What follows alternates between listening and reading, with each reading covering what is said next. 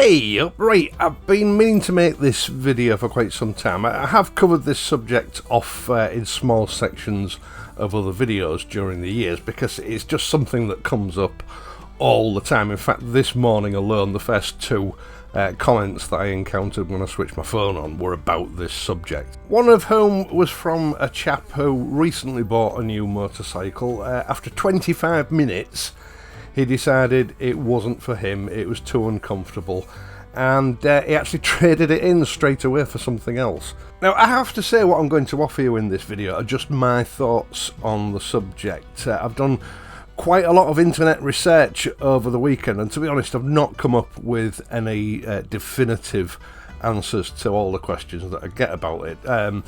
For a start, we've now got all these AI search engines which interfere with research. At first it seems like a good idea, but as you read through the results that you get, it often contradicts itself in the same passage. It's absolutely useless. It's a fake it until you make it technology. There was one particular result I got that told me that people don't favour cruiser style motorcycles because the seats are too tall, which didn't really compute with me because I've always regarded them as having fairly low seats. But then in the next paragraph, it said if you want something with a low seat, get a cruiser. It seems to me we've got enough stupidity in this world without having to put up with artificial stupidity as well. So the questions that I want to deal with today, questions which are just never ending, I'm getting them all the time, is why do motorcycles seem to be much taller than they used to be 30 or 40 years ago? Why are they less comfortable than they used to be 30 or 40 years ago? And why are they much heavier than they used to be 30 or 40 years ago? Now, let's deal with the height problems first. I get a lot of comments from people saying, why have they made the seat so high? I tried this bike out at this showroom or that show, and I found I couldn't even reach the floor. It's useless for me. Now, I will say that age is a factor in all of these problems for a lot of people. Predominantly, a lot of these complaints do come from guys who are 40, 45 plus. Although I do hear these complaints from younger people as well. It's not, solely older people, but I think older people are the biggest demographic that seem to have an issue with these issues. Now, my first thought was that this could have something to do with the fact that, since ancient times, the human race have been getting taller and taller. And in 40 years, it stands to reason that, people have got taller, and motorcycle manufacturers make motorcycles to suit a national or international average. And I did find some evidence to suggest that that is going on. When a motorcycle manufacturer comes to design a new motorcycle, they'll look at what the international average height is, and they design the motorcycle to fit in with that international average in order to make sure that it suits as many people as possible, because they want to sell as many bikes as they possibly can.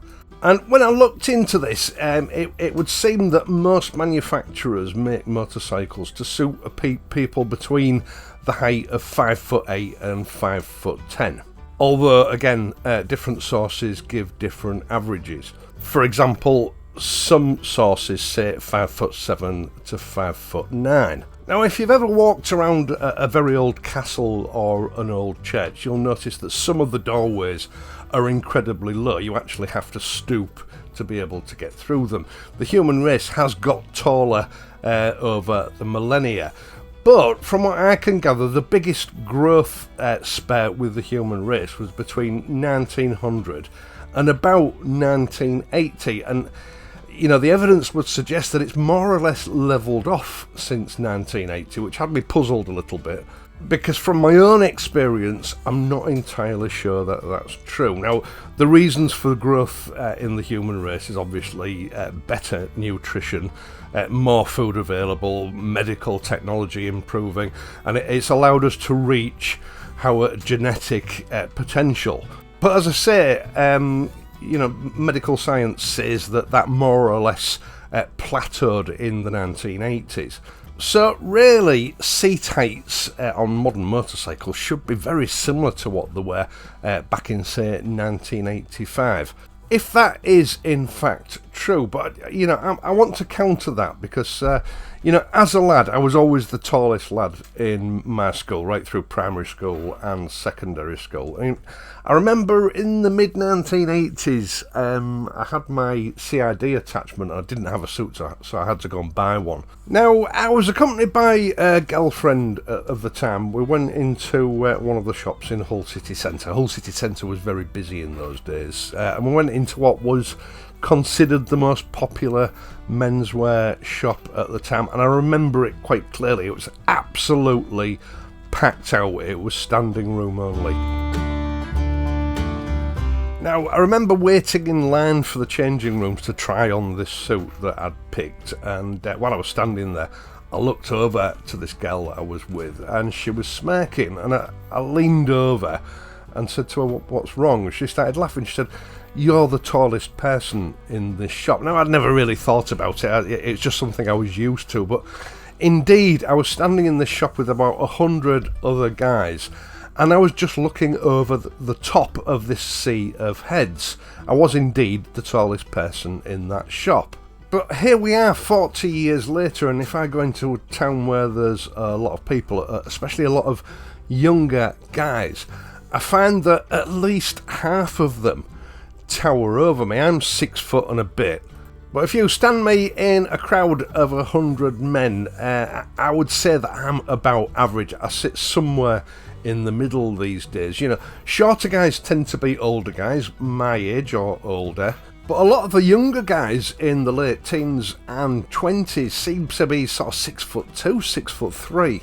Not all of them, but you know, enough of them for it to be noticeable. So I can't help thinking that maybe medical science hasn't quite caught up with what's going on yet. But motorcycle manufacturers have adjusted the geometry and size of the machines to account for this younger demographic, which obviously could make things a little bit challenging for guys of my age group and older, you know, sort of 45 plus.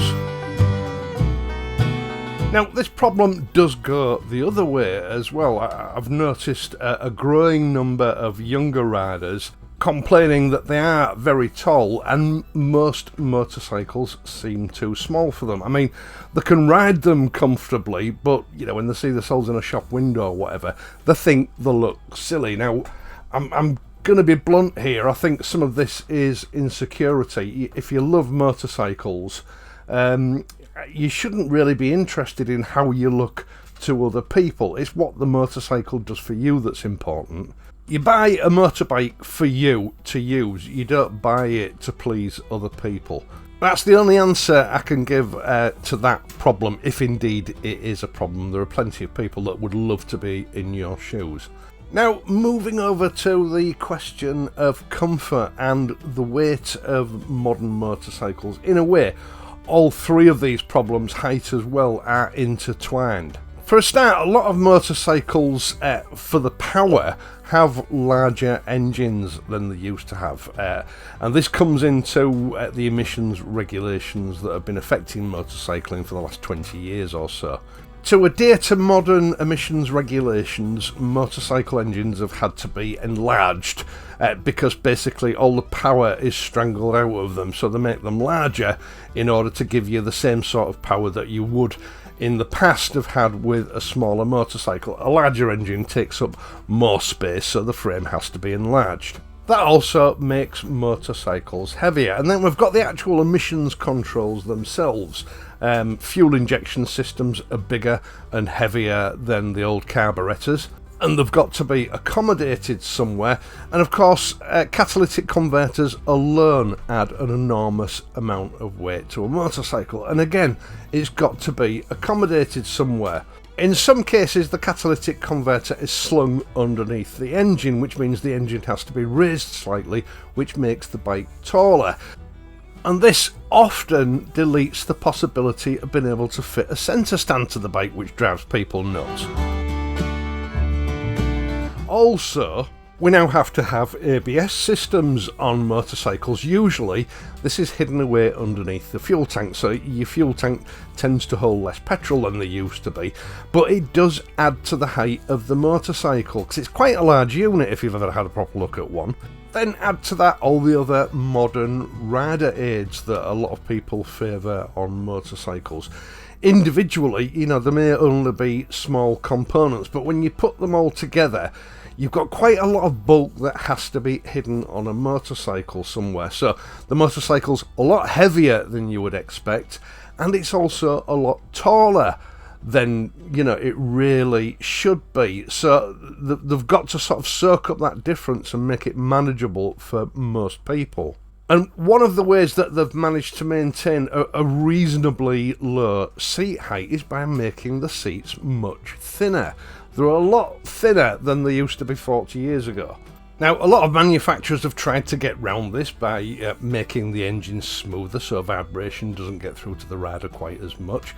And they've also used modern technologies in the construction of the seats, you know, special sort of space-age foam materials. But as we all know, technology, just like AI, isn't always an improvement over traditional methods of construction, so it often ends up being a bit of a compromise. So what we've ended up with, you know, although modern motorcycles are you know, a big improvement over old motorcycles, it's been a big compromise. They're too big, they're too heavy, and a lot of them are quite uncomfortable.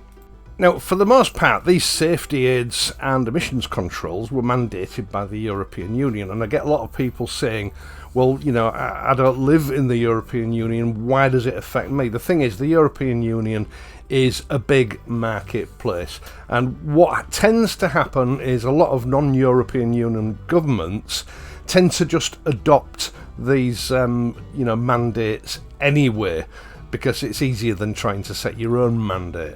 So manufacturers tend to build the motorcycle so that it will fit European standards, irrespective of where they sell them in the world, because it streamlines production and keeps costs down. So it affects everybody. Now, just as a side note, because I don't want to miss anything out, tyre technology has improved a lot over the last 40 years. You know, tyres are much grippier than they used to be. This has improved handling, so in order to you know, stop you from scraping your foot pegs every time you go around a bend, a lot of manufacturers have raised the ground clearance a little bit to allow the bikes to perform optimally. And of course, putting all the other reasons aside that I've just spoken about, if you raise the ground clearance, you're raising the height of the motorcycle. Now, there is no magic bullet, no magic fix for all these problems. It's just a situation that we've got that we have to learn to live with. And, you know, like that guy that sent me that comment this morning about, you know, trading his bike in after a 25-minute ride, I think part of the problem is age. There's no doubt about it. As we get older, our bodies deteriorate. We put on weight. Injuries that we sustained in our younger life that we thought were, you know, gone and finished with, the sort of repercussions of those injuries start to come back. People with bad backs, bad legs, bad shoulders. I've got a major shoulder problem myself that's bugged me for the last 30 years. It's the reason that I had to retire from the police force, and even something as silly as sneezing can cause it to dislocate, and it's agony. So that ultimate feeling of comfort that we had on motorcycles as young men becomes very elusive. Now, I think one thing that comes into play here that a lot of people don't take into account is saddle hardness. You know, when we were younger, motorcycles were our only mode of transport.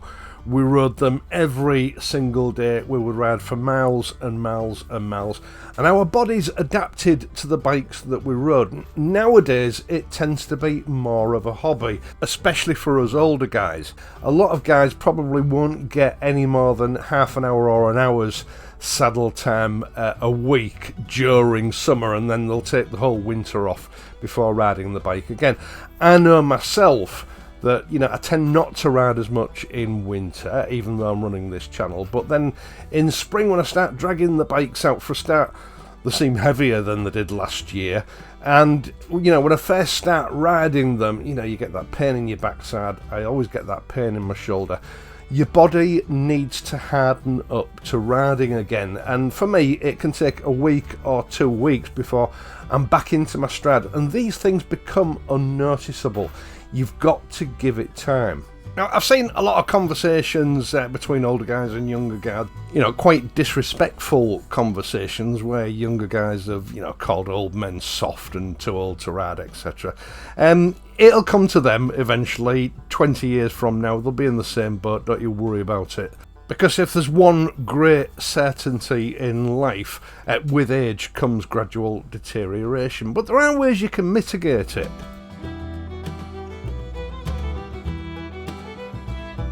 Now, as we get older and progress from sort of quite hard manual jobs to more sedate forms of work, you know, our body, we do get weaker, our bodies deteriorate. And a way of sort of getting around that is just a little bit of weight training each week, every other day with a couple of dumbbells, 20 minutes. Or even if you just do it for, I don't know, maybe a month leading up to the riding season start again, will stand you in good stead. It'll build up your strength, it'll, you know, get that memory muscle back, it'll build those muscles up, and it'll get you into a better position for handling the weight of the bike when you come back to riding as the season comes into play. And if you do it sensibly, because you don't have to use really heavy weights, perhaps with a little bit of advice from a doctor or you know, a trainer at a gym, it can go a long way towards mitigating, you know, the pain and problems that occur through old injuries. Building muscles up in the area of those injuries can make them a lot less noticeable. And it can free you up from pain. The other thing, and there's no easy way around this, is saddle hardness. You know, when you get back on a bike when you've been away from it for a while, it's going to take your body a while to adapt to that riding position so that you don't get the aches and pains and discomfort. And only putting big miles on it is going to make that go away. I mean, that's why I only do long-term tests on motorcycles rather than a, you know, quick half an hour or an hour before I do a review. Because even though I may be saddle hardened in the middle of summer, when you get onto a new bike, it's subtly different from the bikes that you're used to riding. So, you know, new aches and pains will sort of come to the fore. And only by riding that bike and assuming the position that that bike makes you take for a long time will saddle harden you to that particular bike. So, you know, you shouldn't give up prematurely on any bike. You should always put plenty of miles on it just to make sure that it's perhaps not just the bike, it's your body that needs to adapt to the bike. Rome wasn't built in a day. Sometimes you just need to put some serious miles on a bike before you're comfortable on it. Now, that doesn't always work. So, you know, in the cases where it doesn't work, look at ways that you can adapt the bike. First of all, for free, you know, just altering the angle of the actual handlebars can often make a big difference to the riding stance, which improves comfort. And, you know, when it comes to actually spending money on modifications, replacement suspension, because quite often on modern bikes the suspension is pretty crap, let's face it, and maybe even replacing the seat. Now, Motorcycle Customs have got a great range of seats for the Triumphs, and even the manufacturers themselves, like Royal Enfield, they usually produce a range of touring seats for most of the models that they turn out. And in both cases, these can offer a significant improvement in you know, comfort while you're riding. Now, don't forget, a soft seat is not necessarily a comfortable seat. Firm seats are best because they give you more support and they help to keep blood flow going in your backside. You know, two manufacturers that spring to mind straight out of the box that have been perfect for me are the BSAs and the Honda GB 350S. The seats are very firm. First initial thoughts are, this isn't going to be very comfortable, but in actual fact, long term, They're some of the most comfortable seats I've ever ridden on. And you know, this is what tends to happen with the touring seats from Royal Enfield. They're not necessarily squishier, they're firmer, and it's the same with Motorhome custom seats. They're firmer and they give your backside more support, which, as counterintuitive as it might seem, usually improves comfort. Now, sometimes the design of a seat can also help with seat height. Quite often, you know, on paper you'll look at the seat height of a bike and you'll think, oh, that's okay with me, that was the same as my last bike. But then when you get on it, you find that you can't reach the floor. Quite often this is because the seat is just a little bit too wide for you. You know, that width takes up some of your reach to the floor, so you get the perception that the bike is too tall for you. You know, again, with some of these aftermarket seats, for a start, you can get seat lowering kits, but also just the shape of the seat can make an enormous difference. It's well worth looking into it and just seeing what's available on the market. A more sculpted, narrower seat can often afford you a better reach to the floor, even on a bike that, you know, you find a bit of a challenge initially. Now, I would always say that, you know, saddle hardening your body to the bike first should be your first port of call, along with a bit of sensible weight training, so that should mitigate the weight of the bike and comfort. Especially if you're a more mature person and you live a sort of a sedentary lifestyle. If that doesn't work, perhaps have a look at a different seat. But the other option is, you know, some suspension manufacturers do make slightly lowered suspension units. For me, this is a last resort, because obviously if you're making your suspension lower, you're shortening your suspension, so you're limiting suspension travel. That is one of the biggest compromises, but for some people, I know it's unavoidable. So hopefully that's given some of the hundreds of commenters that I've had just in the last year really some food for thought.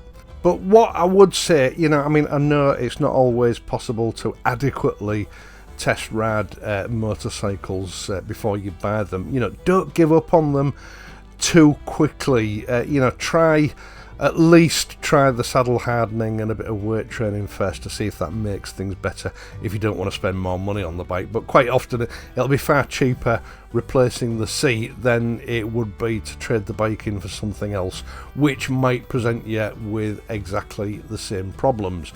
The other thing I would say as well is be careful about what sort of bike you choose. You know, these high-powered pocket rockets that are available nowadays are designed for performance, not comfort, so it's unlikely that even saddle hardening yourself is going to have much of make much of a difference. And you generally find with those sort of bikes, comfort seats are not available. Your modern classics are definitely the best sort of genre of motorcycle to go for if you just want long distance comfort. Don't give up on your motorcycle or even motorcycling too prematurely. You know, exhaust every possibility first. Right, once again, thank you so much for taking the time to watch this video, and in doing so helping to support this channel. I really do appreciate it. There are other ways you can help me out by leaving a like on this video and pressing the hype button if it's available to you. Also subscribing to the channel if you're not already a subscriber. Now, just one thing to say there, I've had a lot of people telling me that they've been unsubscribed and they don't know why. I've also had a lot of people saying that they're not getting notifications even though they are subscribed. Now, this has been an ongoing thing with YouTube for as long as I can remember. Just make sure that you do press the notification tab to make sure that you get notifications. That way YouTube is more likely to notify you when I upload a new video. And keep checking it, because it does seem to get switched off with amazing regularity without you actually doing it yourself. Now, you can assist this channel in other ways via my Patreon page or via PayPal donations, or you can use the super thanks button down below. You know, none of this is essential, but it is appreciated.